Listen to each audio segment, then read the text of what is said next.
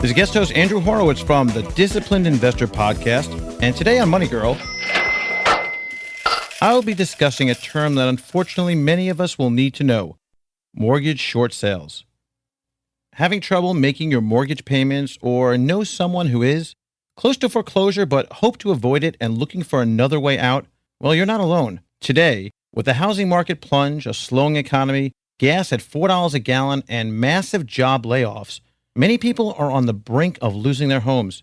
Every day, hundreds of honest, hard-working people who have always paid their bills on time and were living the American dream decide to just pack up and walk away.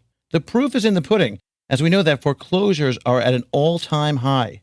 And what's worse is that in a year or two, when the housing market begins to even out, those who foreclosed on their homes will be stuck with bad credit and unable to qualify for a loan to purchase a new home. But there may be a better alternative. It's what is now being termed the mortgage short sale. Basically, a short sale is when a financially distraught homeowner who still owes quite a bit of principal on their loan agrees with their lender to sell the house for less than the balance of the loan outstanding. The proceeds from the sale are then used to repay the lender. The benefit is that the borrower gets to walk away and owes nothing more, and the lender is satisfied because they would probably stand to lose more money if the house had gone to foreclosure status. Short sales are often a last-ditch effort before an impending foreclosure. At that point, everything is happening quite rapidly, and in effect, what you get is a debt that's totally erased. A good deal? Maybe. You cannot just sell your home for less than the outstanding mortgage and make the lender accept less than is due them. The short sale transaction needs to be agreed to before the house is actually sold. Now, be aware that there are times that the mortgage lender won't accept the proposition of a short sale. If there is a co-signer on the loan that might be able to repay the balance, the lender may wish to attempt to have them repay before considering a short sale. If the lender assesses the property and believes that it would be cheaper to repossess, repair, or resell it, they may take that route. If the lender has too many other properties in default, they may not feel that they can afford to take a hit on that particular property. In these cases, the property will likely be turned down for a short sale, and then you will have to find an outside buyer, or if you cannot make the monthly payment, you will be in default and have the property foreclosed.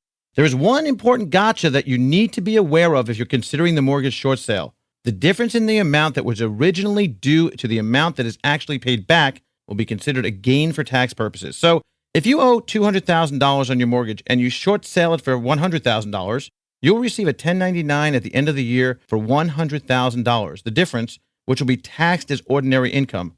You've effectively turned part of the debt due to the bank to a tax due to the federal government. There are always two sides to any equation. So on the opposite end, and if you're looking to invest in real estate, short sales may be right up your alley. They're quick, you can get a property for below market value, and many of these homes are in good condition. There are several ways to find out about short sale properties. You can look at the classified ads for must sell, motivated seller, and vacant postings. You can even consider driving around looking for sale by owner signs in the front yards. Sometimes you'll see signs posted along freeway on-ramps, near shopping centers, and other areas that say, "I buy houses," and a phone number. You can post these same ones with your phone number in areas that you're looking to buy.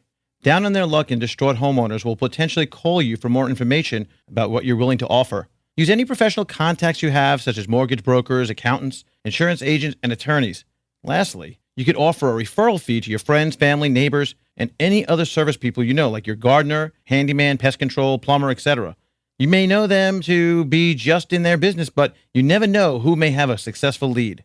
Short sales are creating opportunities for people to get out of financial hardship or take advantage of a weak market. Whatever your financial goals, a short sale is a possible option with a lot of benefits on either side. Cha-ching! And that's all for now. Courtesy of Andrew Horowitz, guest host of Money Girl's Tips for a Richer Life. Thanks for tuning in to Money Girl. This is Andrew Horowitz sitting in for the Money Girl.